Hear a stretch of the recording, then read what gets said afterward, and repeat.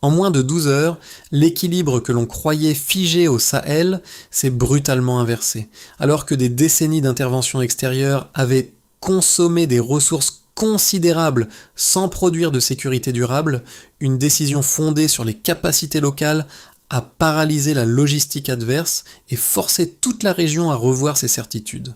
Que signifie réellement ce basculement pour les populations concernées et pourquoi le nom d'Ibrahim Traoré s'impose-t-il désormais comme un point de référence central dans le débat sur la résilience africaine? Un territoire longtemps présenté comme condamné vient d'esquisser une trajectoire différente. La suite de cette analyse ne se limite pas à raconter une victoire militaire ponctuelle, elle cherche à comprendre pourquoi ce moment précis au Sahel constitue un test pour la manière dont la sécurité et la coopération internationale sont pensées depuis des décennies. Le lecteur comprendra ce qui a réellement changé, pour qui et à quel prix. Si une approche enracinée dans l'intelligence locale peut produire des résultats décisifs dans un environnement aussi contraignant, alors les hypothèses dominantes sur la dépendance au soutien extérieur méritent d'être sérieusement réévaluées. L'enjeu dépasse largement le champ militaire. Pour les autorités locales, il s'agit de crédibilité et de capacité à gouverner dans la durée. Pour les populations, la question centrale reste celle de la sécurité quotidienne, des moyens de subsistance et de la confiance retrouvée. Pour les acteurs internationaux, enfin, ce basculement oblige à repenser des modèles d'intervention souvent appliqués sans adaptation réelle au terrain. Dans ce contexte, Ibrahim Traoré apparaît moins comme un simple chef militaire que comme le symbole d'un choix stratégique alternatif en train de prendre forme. En moins de 12 heures, près de 50% des capacités logistiques adverses ont été neutralisées, un résultat que beaucoup jugeaient irréaliste dans un environnement aussi fragmenté. Cette rapidité n'a pas seulement surpris par son ampleur, elle a révélé une rupture nette entre les schémas attendus et ce qui s'est effectivement produit sur le terrain. Pour comprendre ce basculement, il faut revenir au contexte dans lequel il s'inscrit. Depuis des années, le Sahel était décrit comme un espace condamné à l'instabilité chronique, dépendant d'interventions extérieures lourdes et coûteuses. Les approches dominantes privilégiaient des dispositifs standardisés, souvent déconnectés des réalités locales, avec des résultats limités et une lassitude croissante parmi les populations. Dans ce cadre, l'idée qu'une dynamique endogène puisse inverser la tendance semblait marginale, voire naïve. Or, ce qui s'est joué ici repose sur une lecture différente du terrain. Les réseaux d'information locaux, longtemps considérés comme secondaires, ont servi de capteurs décisifs. Des signaux faibles, interprétés par ceux qui connaissent intimement les routes, les villages et les rythmes du désert, ont permis d'agir avant que la menace ne se matérialise pleinement. Cette capacité d'anticipation a comprimé le temps de décision, transformant un rapport de force défavorable en avantage tactique. C'est dans ce cadre qu'Ibrahim Traoré s'inscrit, non comme l'auteur isolé d'un coup d'éclat, mais comme le catalyseur d'une intelligence collective patiemment construite. Les décisions n'ont pas émergé d'un centre lointain, mais d'une interaction constante entre unité, communauté et connaissances accumulées au fil des années. Le désert, souvent perçu comme un handicap, est alors devenu un atout opérationnel. Un élément clé apparaît alors. Le succès observé n'est pas un accident, mais le produit d'un alignement entre contexte local, timing et capacité d'action autonome. C'est précisément cette combinaison qui oblige aujourd'hui à reconsidérer les certitudes établies. Pour saisir la portée concrète de ce basculement, il faut quitter l'échelle stratégique et observer ce qui s'est joué dans les premiers jours sur le terrain. Des villages longtemps considérés comme périphériques sont devenus des points d'appui décisifs. Là où régnaient l'attente et la peur, une coordination rapide s'est mise en place, reliant habitants, relais locaux et unités opérationnelles. Ce changement n'a pas pris la forme d'un plan spectaculaire, mais d'une série d'actions modestes, alignées et cohérentes. Dans ces espaces, la figure d'Ibrahim Traoré apparaît comme un repère, non par omniprésence, mais par la logique qu'il incarne. Les décisions rapportées ne sont pas décrites comme descendantes, mais comme issues d'échanges constants, parfois informels, entre officiers et acteurs locaux. Cette méthode a produit des effets immédiats. Routes rouvertes, circulation de l'information accélérée et sentiment partagé que l'initiative avait changé de camp. Un premier micro-cas illustre cet impact. Dans une zone auparavant coupée des axes commerciaux, la sécurisation rapide d'un itinéraire a permis le retour de flux essentiels, réactivant en quelques jours des marchés à l'arrêt. Un second cas montre comment la simple réorganisation des points de vigilance communautaire a réduit l'incertitude nocturne, transformant la perception du risque avant même que les combats ne cessent totalement. Ces impacts précoces ne relèvent pas encore de la stabilisation durable, mais ils ont modifié une chose essentielle, la confiance. Quand l'initiative revient, la résignation recule. La séquence des événements s'est enclenchée par une phase d'activation discrète mais décisive. Des informations fragmentées, issues de réseaux locaux, ont commencé à converger vers un même signal. Une offensive adverse se préparait, mais selon un calendrier plus serré que prévu. Là où les schémas antérieurs auraient conduit à l'attente ou à la demande d'un appui extérieur, la décision a été prise d'agir immédiatement en s'appuyant sur les capacités disponibles. Ce premier choix a fixé le tempo et fermé la porte à l'hésitation. La montée en intensité a été rapide. Les unités concernées ont ajusté leur position en fonction de la lecture du terrain plutôt que de plans figés. Les routes secondaires, souvent négligées, ont servi d'axe de manœuvre. Les villages, longtemps perçus comme vulnérables, se sont transformés en relais d'information et en points d'appui logistique. Cette phase n'a pas été spectaculaire, mais elle a préparé le terrain pour le moment de bascule. Le pic de l'opération est survenu lorsque les premières frappes coordonnées ont été lancées avant que l'adversaire ne puisse déployer pleinement ses moyens. Les cibles n'étaient pas choisies pour leur valeur symbolique, mais pour leur rôle fonctionnel. Dépôt de carburant, point de regroupement, chaîne de ravitaillement.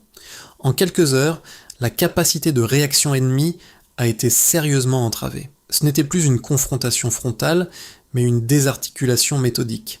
À ce stade, le rôle d'Ibrahim Traoré apparaît de manière plus lisible, non comme un chef donnant des ordres isolés, mais comme le garant d'une logique d'action cohérente, frapper avant d'être frappé, exploiter l'avantage du temps et maintenir une coordination fluide entre acteurs dispersés.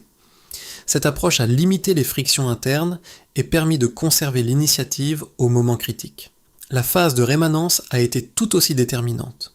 Une fois l'adversaire mis sur la défensive, l'objectif n'a pas été de poursuivre indéfiniment l'offensive, mais de consolider les gains immédiats. Les positions reprises ont été sécurisées, les axes essentiels maintenus ouverts et les circuits d'information renforcés pour éviter un retour rapide de la menace. Cette retenue stratégique a empêché l'épuisement et réduit les risques de contre-coup. Dans les jours qui ont suivi, les effets se sont diffusés au-delà du champ strictement militaire. Des marchés ont rouvert, des déplacements ont repris et une forme de normalité provisoire s'est installée. Chaque étape de la ligne des événements a ainsi produit un effet cumulatif. Moins de peur, plus de lisibilité et un sentiment partagé que la dynamique n'était plus imposée de l'extérieur.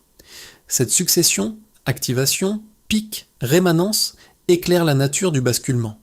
Il ne s'agit pas d'un exploit isolé, mais d'une séquence maîtrisée où le timing et la cohérence ont compté autant que la force employée. Avant l'offensive, la capacité de nuisance adverse reposait sur une logistique intacte. Après l'opération, près de 50% de cet approvisionnement avait disparu en moins de 12 heures. Ce passage d'un fonctionnement quasi normal à une désorganisation rapide constitue le premier indicateur mesurable du basculement observé. Le premier élément chiffré concerne précisément cette rupture logistique. La destruction ciblée de dépôts et de points de ravitaillement n'a pas seulement réduit les stocks disponibles, elle a désarticulé l'ensemble de la chaîne de soutien.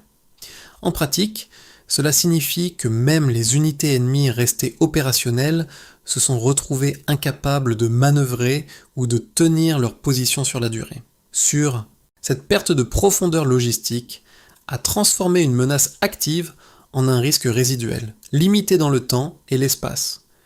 Le deuxième indicateur porte sur la durée totale de l'opération, inférieure à 12 heures entre la première action et la stabilisation des positions clés. Dans un contexte sahélien où les opérations s'étendent habituellement sur plusieurs jours, voire semaines, Ce raccourcissement du cycle d'action est déterminant. Il réduit la fenêtre d'adaptation de l'adversaire, limite l'exposition des forces locales et diminue les coûts humains et matériels. Cette compression du temps n'est pas un simple détail technique, elle modifie la nature même du rapport de force. Un troisième élément mesurable réside dans l'engagement simultané de 3 espaces nationaux, Burkina Faso, Mali et Niger, au sein d'une même séquence opérationnelle. Cette coordination trilatérale, rarement observée auparavant, a permis une circulation quasi immédiate de l'information et une synchronisation des actions. Là où les interventions extérieures souffraient souvent de cloisonnement institutionnel, ce dispositif régional a fonctionné comme un système continu, sans rupture apparente. Ces 3 indicateurs, pris ensemble, dessinent une image cohérente. La performance ne repose ni sur une supériorité technologique écrasante, ni sur un volume massif de ressources, mais sur l'optimisation de facteurs déjà présents. Information locale, rapidité décisionnelle et coordination régionale. Les outils utilisés, parfois décrits comme rudimentaires, ont été suffisants parce qu'ils étaient intégrés à une compréhension fine du terrain. Dans ce cadre, Ibrahim Traoré apparaît comme un point d'ancrage de cette logique chiffrée. Son rôle ne se mesure pas en ordre comptabilisé, mais dans la capacité à maintenir un alignement entre objectifs, tempo et moyens disponibles. Les chiffres ne racontent pas une prouesse abstraite. Ils traduisent une méthode. Au-delà de leur valeur immédiate, ces données ont un effet symbolique. Elles contredisent l'idée selon laquelle l'efficacité militaire et sécuritaire dans le Sahel dépendrait exclusivement d'apports extérieurs massifs. Elles suggèrent au contraire qu'une marge d'autonomie mesurable existe déjà dès lors que les conditions d'action sont réunies. Ces preuves quantitatives ne ferment pas le débat, elles le structurent. Elles fournissent un socle à partir duquel les interprétations peuvent diverger, mais elles rendent désormais impossible le retour aux certitudes d'hier.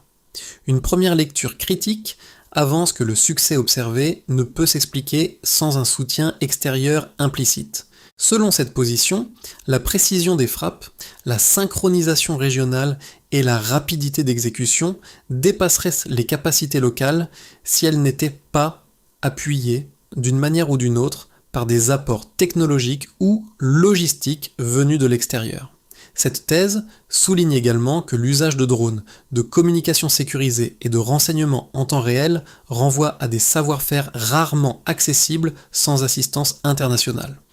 Un second argument, proche du premier mais distinct, insiste sur le caractère ponctuel de la réussite. Il suggère que l'opération, aussi efficace soit-elle, ne constitue qu'une exception dans un environnement structurellement instable.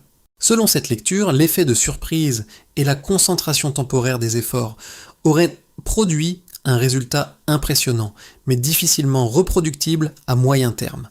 La résilience observée serait alors plus circonstancielle que systémique. Ces arguments méritent d'être pris au sérieux. Les données disponibles confirment que des outils technologiques ont été utilisés et que le facteur temps a joué un rôle central. Toutefois, les éléments examinés précédemment nuancent fortement ces critiques. D'abord, les technologies mobilisées ne relèvent pas d'un arsenal sophistiqué importé, mais d'une adaptation d'outils accessibles, intégrés à des réseaux locaux d'information. Leur efficacité tient moins à leur origine qu'à leur insertion dans un écosystème cohérent. Ensuite, la rapidité de l'opération ne traduit pas une improvisation isolée, mais une préparation cumulative. Les signaux faibles interprétés, la coordination trilatérale et la capacité à maintenir l'initiative indiquent un niveau d'organisation qui dépasse l'événement unique. Dans ce cadre, la figure d'Ibrahim Traoré s'inscrit davantage comme facilitateur d'un processus que comme bénéficiaire d'un concours extérieur décisif. La réponse aux critiques ne consiste donc pas à nier toute influence externe possible, mais à souligner que le cœur de la performance réside ailleurs, dans l'alignement entre connaissance du terrain, décision rapide et appropriation locale des moyens. C'est cet équilibre, plus que l'origine des outils, qui explique la solidité du résultat. À mi-parcours de l'analyse, une lecture plus nette s'impose. Ce qui a réellement changé au Sahel ne se résume ni à une manœuvre, ni à un rapport de force temporaire. Le point de rupture se situe dans la capacité à reprendre la maîtrise du rythme, un facteur longtemps confisqué par des acteurs extérieurs. En imposant son propre tempo, l'initiative locale a déplacé le centre de gravité du conflit. Cette inflexion modifie la compréhension même de la sécurité régionale. Là où les interventions passées privilégiaient l'accumulation de moyens, l'approche observée repose sur la sélectivité. Frapper moins, mais frapper juste au moment décisif. Ce choix réduit l'exposition, limite l'usure et transforme la perception du risque, aussi bien pour les forces engagées que pour les populations civiles. Dans ce cadre, Ibrahim Traoré apparaît comme le point de convergence d'une bascule plus large. Son rôle ne marque pas un changement de doctrine formalisé, mais l'acceptation d'un principe simple. L'efficacité ne dépend plus d'une attente, mais d'une capacité à décider sans délai lorsque les conditions sont réunies. Cette posture crée un effet d'entraînement où chaque acteur local comprend que l'initiative n'est plus une exception. Cela n'annonce pas une victoire définitive, cela révèle autre chose. La dynamique n'est plus subie, elle est construite. Les effets du basculement observé ne se limitent pas à une reconfiguration militaire. Ils se traduisent par des conséquences tangibles pour plusieurs catégories d'acteurs, chacune touchée différemment par le changement de dynamique. On peut en mesurer la portée à travers 4 angles: les autorités publiques, l'économie locale, les populations civiles et l'environnement régional. Pour les institutions étatiques, l'impact principal réside dans la récupération d'une marge d'action. La capacité à sécuriser des zones clés et à maintenir des axes ouverts renforce la crédibilité de l'autorité publique, souvent fragilisée par des années d'impuissance perçue. Cette évolution ne règle pas les défis structurels, mais elle modifie le rapport entre promesses et exécution. Dans ce cadre, Ibrahim Traoré incarne une continuité décisionnelle qui donne de la lisibilité à l'action étatique, au moins à court terme. Du côté de l'économie locale, les effets sont rapides mais encore fragiles. La réouverture de marchés, la reprise de flux commerciaux et la sécurisation de certains itinéraires ont permis à des activités suspendues de redémarrer. Pour les producteurs et commerçants, cela signifie un retour partiel des revenus et une réduction de l'incertitude quotidienne.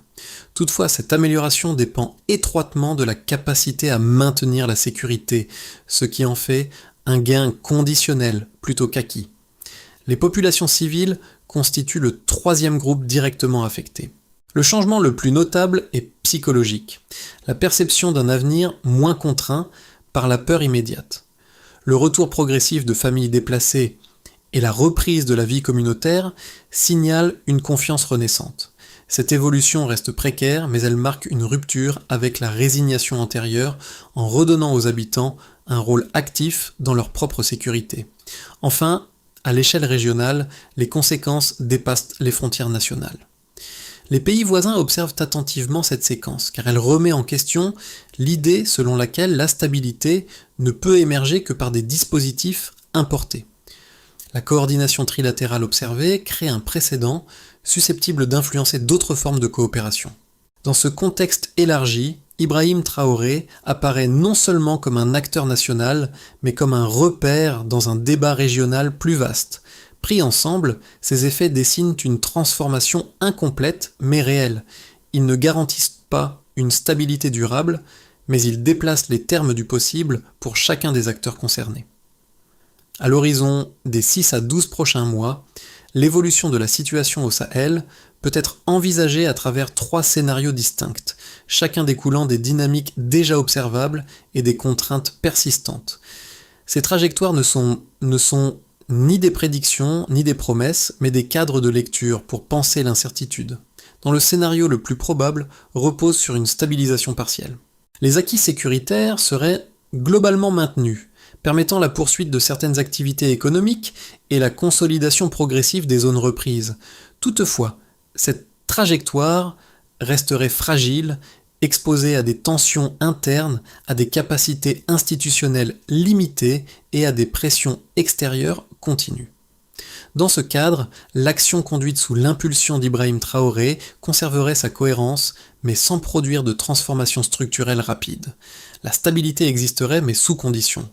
Dans une hypothèse plus favorable, on peut envisager un élargissement de la dynamique actuelle. La coordination régionale se renforcerait, les dispositifs locaux gagneraient en efficacité, et la confiance des populations permettrait une relance plus profonde des circuits économiques et sociaux. Cette trajectoire suppose une capacité accrue à absorber les pressions extérieures et à maintenir l'initiative stratégique.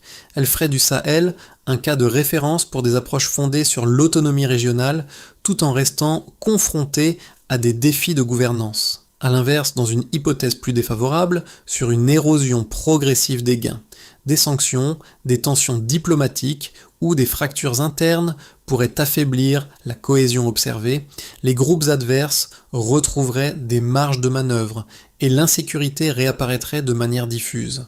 Dans ce cas, le basculement initial serait requalifié en parenthèse et la capacité d'action incarnée par Ibrahim Traoré serait mise à l'épreuve par des contraintes dépassant le cadre opérationnel. Ces trois trajectoires invitent surtout à retenir une idée, éviter les lectures binaires. La situation exige une vigilance constante et une capacité d'ajustement, car la trajectoire future dépendra moins d'un événement unique que de la continuité des choix effectués. À ce stade de l'analyse, la question n'est plus seulement de savoir ce qui s'est produit au Sahel, mais en quoi cette séquence concerne directement le lecteur. Les dynamiques observées résonnent bien au-delà de leur contexte immédiat, car elles interrogent des situations familières à de nombreux environnements fragiles ou en transition. Pour ceux qui vivent dans des régions confrontées à l'insécurité ou à l'instabilité chronique, l'exemple sahélien met en lumière une idée centrale. La marge de manœuvre locale est souvent sous-estimée. La capacité à agir, même de façon imparfaite, peut produire des effets concrets lorsqu'elle s'appuie sur une compréhension fine du terrain et des réseaux humains. Cette leçon dépasse le cas spécifique du Sahel et invite à reconsidérer le rôle des communautés dans leur propre protection. Pour les acteurs économiques et sociaux, le récit souligne l'importance de la prévisibilité. Lorsque l'initiative change de camp, même temporairement, les décisions quotidiennes deviennent possibles. Investir, produire, circuler. Ce lien entre sécurité minimale et activité ordinaire rappelle que la résilience ne se mesure pas seulement en victoire au visible, mais dans la continuité des gestes simples. Enfin, pour les observateurs extérieurs et les décideurs, cette séquence pose une question inconfortable. Jusqu'où les modèles d'intervention traditionnels intègrent-ils réellement les capacités locales ? L'expérience portée par Ibrahim Traoré suggère que l'efficacité dépend autant de l'écoute et de l'adaptation que des moyens engagés. Ainsi, le Sahel n'apparaît plus comme un cas lointain, il devient un miroir partiel, dans lequel chacun peut interroger sa propre relation au pouvoir d'agir, à l'échelle individuelle comme collective. À partir des enseignements tirés de la séquence sahélienne, une feuille de route pragmatique peut être esquissée, non comme un modèle universel, mais comme une série d'étapes conditionnelles visant à consolider les gains observés. Cette trajectoire repose sur des actions concrètes, mesurables et ajustables dans le temps. La première étape consiste à sécuriser durablement les zones reprises. Il s'agit moins d'étendre le contrôle que de stabiliser l'existant, en maintenant une présence locale coordonnée et en assurant la continuité des circuits d'information. Le critère d'évaluation n'est pas l'absence totale d'incidents, mais leur réduction progressive et leur confinement spatial. La deuxième étape vise à restaurer les services essentiels. La réouverture des écoles, des points de santé et des infrastructures de base crée un effet de normalisation qui renforce la confiance des populations. Le succès se mesure ici par l'accessibilité réelle et la fréquentation, plus que par des annonces formelles. Une troisième étape concerne la relance économique ciblée. La sécurisation des axes commerciaux prioritaires et le soutien aux activités locales permettent de transformer les gains sécuritaires en bénéfices tangibles. L'indicateur clé reste la reprise des échanges et la régularité des flux. La quatrième étape porte sur la formation et la transmission. Investir dans les compétences locales, qu'elles soient techniques, administratives ou communautaires, conditionne la durabilité du processus. Cette logique d'autonomisation s'inscrit dans la continuité de l'approche associée à Ibrahim Traoré, où la décision s'ancre dans le terrain. Enfin, une 5e étape vise à institutionnaliser la coopération régionale afin de réduire les effets de fragmentation. La réussite se mesure par la capacité à maintenir des mécanismes communs de coordination et de décision. Cette feuille de route n'offre aucune garantie, mais elle fournit un cadre pour transformer une séquence réussie en trajectoire soutenable. Pour mesurer la portée de ce qui s'est joué, il faut revenir à ces espaces évoqués plus tôt, ces villages devenus points d'appui où la transformation a d'abord été perceptible à hauteur d'homme. Les routes rouvertes, les marchés réactivés et les échanges retrouvés ne sont pas de simples détails logistiques. Ils incarnent un changement de rapport au futur. Ce sont ces signes discrets qui donnent chair au basculement stratégique décrit tout au long de cette analyse. Dans ce parcours, la figure d'Ibrahim Traoré agit comme un fil conducteur. Non pas comme un héros isolé, mais comme le symbole d'une décision collective assumée, celle de ne plus attendre que les réponses viennent d'ailleurs. Cette posture a redonné un sens à l'action locale, en transformant la peur diffuse en capacité d'initiative. Là où dominait la résignation, une autre narration a commencé à s'écrire. Le rappel de ces scènes initiales permet de comprendre que l'enjeu dépasse largement l'événement militaire. Il touche à la manière dont une société se perçoit face à l'adversité. La résilience n'apparaît plus comme une abstraction, mais comme une construction progressive, faite de choix imparfaits mais cohérents. Quand l'initiative change de camp, l'avenir s'entr'ouvre. Au terme de ce parcours, le Sahel apparaît moins comme une exception que comme un révélateur. Ce qui s'y est produit met en lumière une capacité souvent reléguée au second plan, celle des sociétés à se réorganiser lorsque les conditions minimales d'action sont réunies. Le récit n'invite ni à l'idéalisation ni à la généralisation hâtive, mais à une attention renouvelée portée aux dynamiques internes. Dans cette perspective, l'expérience associée à Ibrahim Traoré ne propose pas une solution clé en main. Elle suggère plutôt une grille de lecture différente où l'écoute du terrain, la continuité des décisions et l'appropriation locale deviennent des critères centraux d'évaluation. Pour les observateurs, les décideurs et les citoyens, l'enjeu est alors de dépasser les réflexes habituels et de reconnaître la pluralité des trajectoires possibles. La discussion reste ouverte. Comment intégrer ces enseignements sans les dénaturer ? Jusqu'où les modèles existants peuvent-ils évoluer pour laisser davantage de place à l'initiative locale sans renoncer aux principes de coopération et de responsabilité collective ? C'est à partir de ces questions, plus que de certitudes figées, que peut s'esquisser un dialogue utile sur l'avenir des régions en crise.